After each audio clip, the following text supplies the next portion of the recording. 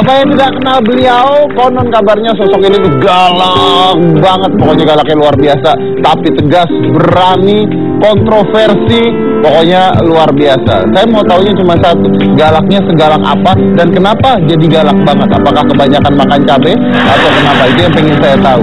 Jadi langsung saja, ini adalah Wakil Gubernur DKI Jakarta, Bapak Basuki Cahayapurnama atau Ahok. Ahok. Silakan Pak. Silakan Pak. Silakan Pak. Nah, Pak dipanggilnya Pak Basuki atau Pak Ahok? Bebas. Bebas. Nah, gini Pak, saya mau bicara tentang sosok Pak Ahok yang katanya galak banget, tegas banget, kontroversi. Kenapa bisa galak banget Pak? Saya nggak galak-galak amat. Kelihatan galak nggak? Tapi bener Pak, saya kalau nonton Bapak di TV itu Pak ya, kalau nonton Bapak di TV, galak banget itu Pak. Itu kan karena situasinya mesti galak. Situasi, saya pernah lihat Pak, ada wartawan wawancara Bapak dimarah-marahin sama Bapak Pak. Habis dia ngeyel, muter-muter naik yang sama, dipesan-pesan ini. Bukan galakan, bukan apa-apa kan? Ya. Pak, Bapak pernah marah, paling marah seperti apa sih Pak? Ya semarah-marah saya itu nggak mukul orang kok. Nggak mukul orang kok? Nggak mukul. Ya. Soalnya saya tahu ini ada kungfu, ada ini. Wing Chun bahaya. Punya orang Pak. Oke, tapi gini Pak, biasanya Pak yang buat Pak Ahok itu marah apa? Nah, kan banyak orang, kenapa sih? Apa sih yang bikin Anda tegas sekali? Yang bikin Anda marah tuh kalau apa Pak? Bapak marah? Ya saya marah kalau memang kemunafikan gitu ya. Kemunafikan? Iya, yang bisa dipermudah kenapa dipersulit gitu. Definisinya apa nih Pak, kemunafikan Pak? Iya, misalnya contoh, udah tahu bahwa ini barang kita butuh, tapi dia mainin. Misalnya contoh kemarin, kita udah butuh bus, tadi mau nyumbang bus 30. Dia bilang tidak bisa diterima karena iklan. Iklannya tidak sesuai, busnya cuma 1,4 miliar, iklannya 2 miliar. Dari mana iklan 2 miliar? Orang iklan di bus paling mahal 30 juta kok. Kalau 30 juta kayak 10 tahun baru 300 juta. Nah, terus begitu saya bilang mana sesuai gitu kan. Lalu dia, oh Pak, sekarang iklannya itu sudah 350 juta Pak. Oh, naik tiba-tiba Pak? Iya, per tahun. Terus saya udah pernah belum ada yang bayar semahal begitu? Belum pernah. Ini kapan berlaku? 1 April katanya. Ini masih belum April ya. 1 April kan April mau Pak. Makanya, jadi kayak gini. Bener 1 April Pak soalnya Pak. Jadi bohong Pak. Oke. Tapi jika Bapak melihat diri Bapak sendiri nih Pak, sebenarnya seorang Ahok itu seperti apa Pak? Ya saya pikir gimana ya jelasin diri sendiri ya. Aku ini orang minderan sebetulnya. Minderan Pak? Iya. Orang nggak tahu kan, orang suka salah persepsi aja. Sama aja pendeta saya salah persepsi. Malah saya dipanggil pendeta, dia bilang sini, saya mau ngomong. Kamu jangan terlalu galak-galak lu katanya. Nah kan bener kan? Gitu kan, ini bahaya nih katanya. Terus Tanah Abang, kasus Tanah Abang waktu itu. Tanah Abang itu bahaya katanya. Terus saya bilang, Pak Pendeta, ini tuh ibarat naik kapal penumpang, nenek-nenek kecebur ke laut nih. Nggak ada yang nolongin, ombak gede. Lalu anak muda terjun, nolongin tuh nenek-nenek. Nah sampai di atas semua bilang, berani nih anak mudanya. Anak muda udah injak dek, dia tanya, siapa yang jorokin gua? Nah, jadi itu persepsi orang, aku ini berani, soalnya aku dijorokin itu loh. Oke. Nah, Anda katanya punya filosofi hidup seperti ikan salmon. Ya kan kalau kita makan ke restoran Jepang kan suka pesannya salmon. Dulu kan belum ada toro, belum ada yang lain gitu kan, tanya salmon. Tapi cuma mereka nggak ngerti Pak. Terus mereka maksudnya warteg Pak, udah kan istilahnya gini kan. Jadi ikan yang ikutin arus itu pasti ikan mati. Ikan mati. Kalau ikan hidup itu pasti melawan arus. Okay. Nah kalau ikan yang meloncatin arus sampai ke atas gunung itu ikan salmon. Untuk bisa melahirkan generasi berikutnya. Oke. Jadi saya pikir kalau orang pop itu harus seperti itu gitu. Harus berani Pak ya. Harus berani supaya melahirkan generasi berikutnya. Harus berani. Sekalipun mungkin kita dimakan beruang di atas gitu. Nah oke. Nah kalau Bapak bilang gitu, sekalipun misalnya dimakan beruang di atas, nah Bapak siap dimakan beruang Pak? Ya kan kalau memang udah ditakdirkan mati masih mati juga kan. Kita takut mati juga. Kalau itu apa takut? Kecuali kalau kita takut gak jadi mati ya kita takut rame-rame deh. Ini kan enggak gitu. Sama aja Pak ya, berarti resiko mah memang selalu ada Pak ya. Pasrah aja udah. Yang penting jangan lupa beli premi asuransi agak gede. Oh iya itu ingat.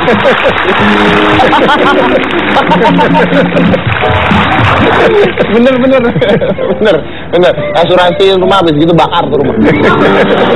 Ya Pak, tapi ini Pak yang saya dengar bahwa didikan dari orang tua Pak Ahok itu sebenarnya keras katanya. Iya, bapak saya sih bilang biasa aja. Misalnya bapak saya bilang, waktu kecil kan, kamu tuh bukan paling pintar di kampung kita, masih banyak orang lebih pintar.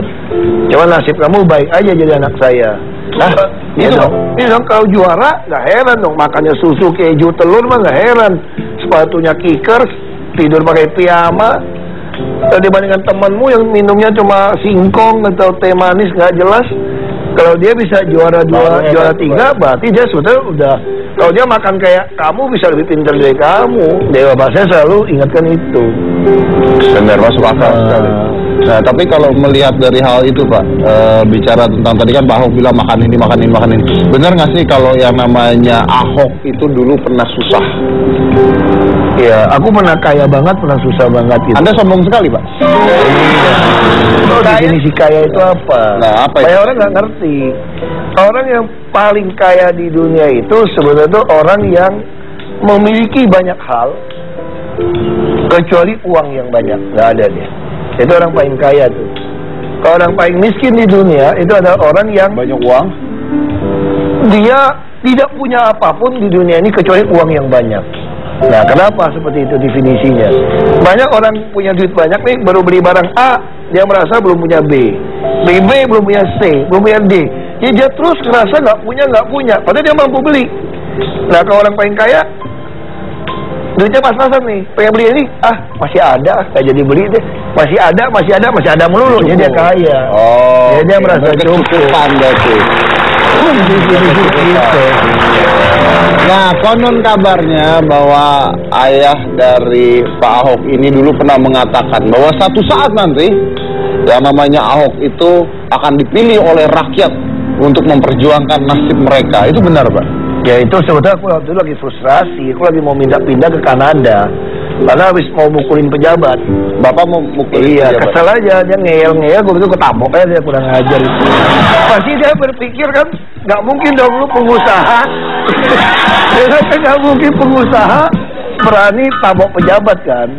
Kan pabrik kamu pasti tutup. Ya gue pikir, pasti dia pikirannya gitu. Kayak itu dah, yes, I can read your mind gitu, gue baca dia. Kira-kira nih, pasti dia kira gue kagak berani tabok dia nih. Tabok aja gue pikir. Kira-kira, nah akhirnya ini dia bukan pejabat kan, dia nggak galak, dinyiksa. Jadi akhirnya waktu itu pabrik saya tutup, pejabatnya marah, dia tutup, saya pulang sampai ke rumah, bapak saya nunggu. Dia dengar dari radio kan jauh jaraknya 40 kilo dari pabrik.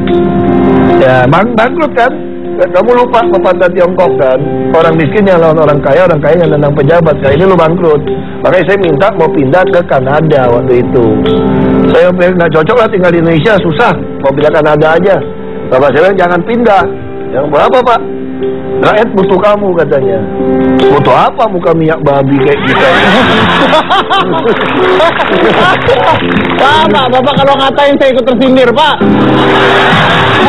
Bukan muka babi loh, muka minyak babi mah mengkilap, men. Mengkilap. Bukan muka babi. Mengkilap. Makanya masih apa? Acap ya? Iya, acap. Karena betul. Mukanya berminyak babi kan. Beda. Terus gimana ayah Bapak ngomong bahwa bisa gitu Pak? Makanya saya bilang, Pak, gak mungkin lah kita. Bapak saya bilang, marah. Kamu lihat, nanti rakyat akan pilih kamu untuk membela haknya mereka. Ternyata betul, setelah 10 tahun kemudian saya jadi bupati. 10 tahun kemudian jadi bupati. Tahun 95 ngomong, bapak saya meninggal tahun 97. Nah, itu ada dukungan dari Bapak nggak untuk jadi bupati? Udah meninggal 97. Sudah meninggal. Bapak saya udah meninggal 97. Saya juga masih bisnis, saya juga nggak suka lah masuk ke politik ya, bukan habitat kita ya. Saya ketika duit kita kurang, pabrik kurang, orang-orang yang susah kan minta bantuan pendidikan, sekolah, rumah. Saya nggak bisa nolong. Makanya saya ingat kalimat bapak saya, 1 miliar kalau kita sedekahkan ke orang miskin, Dan dulu kan 500.000 gaji UMSK-nya itu ya. 500.000 kamu cuma bantu 2.000 orang. Tapi kalau kamu jadi pejabat, kamu bisa bantu banyak orang. Nah, jadi paling mulia itu kalau menurut bapak saya itu jadi pejabat yang benar. Jadi pedagang. Pejabat yang benar. Iya, karena pejabat menentukan nasib orang. Oke. Jadi kalau jadi pedagang tuh di urutan ke-6 ke bapak saya bilang. Jadi bapak saya bilang, saya sekolahkan kamu jadi pejabat, jadi bisa nolong banyak orang untuk bisa sekolah gitu. Oke, itu kata ayah ya Pak ya? Iya. Nah, kalau saya boleh tahu kalau misalnya ayah nih, untuk Pak Ahok itu apa? Iya, bagi saya bapak itu ya panutan kita ya, yang besarkan kita, yang berjuang buat kita. Jadi bapak saya dari kecil selalu bilang sama saya gitu, kalau kalian mau sekolah, bapak jual kepala pun bapak akan jual. Yang penting sekolah gitu. Yang penting sekolah. Nah, berarti mendukung sekali pendidikan anaknya. Karena bapak saya yakin pendidikan itulah yang bisa merubah seluruh nasib kita gitu. Oke, baik. Tapi kita sampai sekarang belum tahu, tadi masih terpotong apakah benar yang namanya Pak Ahok itu pernah susah dulunya, ya kan? Karena kaya banget pernah, susah banget pernah katanya. Dan juga katanya benar nggak beliau ini setiap jam 7 pagi selalu menelpon ibunya. Apa yang diomongin sama ibunya? Setelah yang satu ini, jangan mana-mana, tetap di Bintang.